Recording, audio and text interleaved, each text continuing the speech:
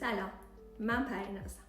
هر کاری که میسازم داستانی داره، از پیوندی بین درون من و خاکی که جون میگیره. مسیر من از دنیای مهندسی و مدیریت شروع شد، جایی که ساختن دقیق و منطقی بود. اما تو شلوغی دنیا سفالگری برای من شد گفتگوی عمیق‌تر. مجموعه وطن نقطه‌ای بود که همه چیز به هم گره خورد.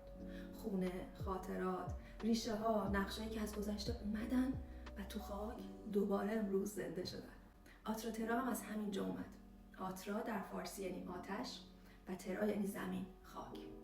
دو عنصری که از ازل در آغوش هم دگرگونی و در نهایت هنر رو رقم زدن.